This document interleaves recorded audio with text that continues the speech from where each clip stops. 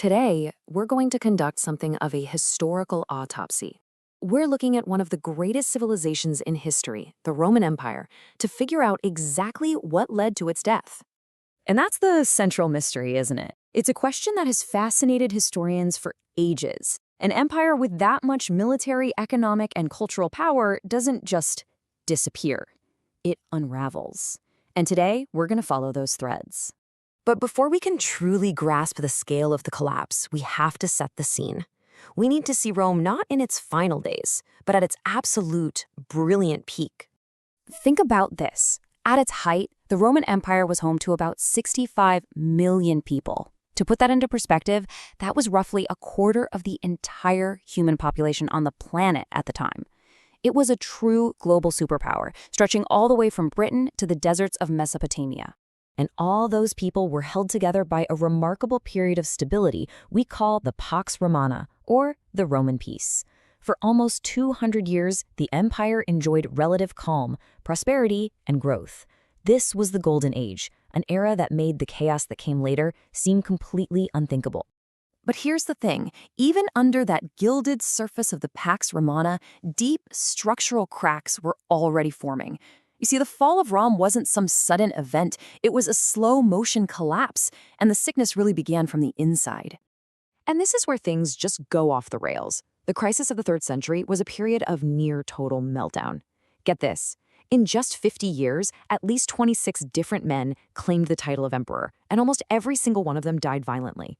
This wasn't just political instability, it was a vicious cycle of civil war, assassination, and anarchy that bled the empire dry. So, to pay for all the armies needed for these endless civil wars, the emperors made a disastrous strategic error. They debased the currency. They just started minting coins with less and less silver. And this slide shows you the result perfectly. A coin from the early empire was almost pure silver. By the late empire, it was basically a bronze coin with a thin silver wash. This triggered runaway hyperinflation, wiped out people's savings, and completely shattered the economy. And the internal problems just kept piling up. Corruption was everywhere. The economy's over-reliance on slave labor meant there was little incentive for innovation. The military budget became this massive black hole, and maybe most importantly, citizens began to lose faith in the idea of Rome itself. The very foundation was crumbling. So, as Rome was weakening from the inside, the pressure from the outside world started to build. Now, it's really crucial to understand this. These external threats weren't the primary cause of the fall. They were the force that exploited the vulnerabilities that were already there. The Goths were one of these groups pushed up against Rome's borders, and after years of mistreatment and broken promises from Roman officials, they rose up. In 410 AD, they did the unthinkable and sacked the city of Rome itself. For the first time in 800 years, the eternal city had fallen to an enemy. The psychological blow was just immense. And it happened again less than 50 years later. This time it was the Vandals. They tore through Gaul, Spain, and North Africa, which was Rome's breadbasket, before sacking the city in 455 AD. Their destruction was so complete, so merciless, that their name literally gave us the modern word vandalism. And then you had the Huns, under Attila. Their brutal campaigns created this massive domino effect across Europe. They displaced other groups, like the Goths and Vandals, forcing them to pour across Roman frontiers in a desperate search for safety. It created a refugee crisis that the weakened empire simply could not handle. So, with the empire rotted from within and battered from without, the stage was set for the final act. And this wasn't some single dramatic moment, but really the logical conclusion to centuries of decline.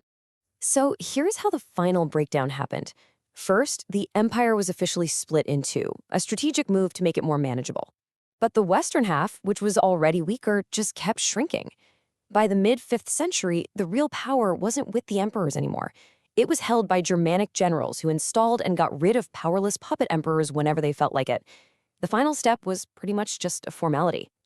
In the year 476, the Germanic chieftain Odoacer deposed the last emperor, a young boy ironically named Romulus Augustulus.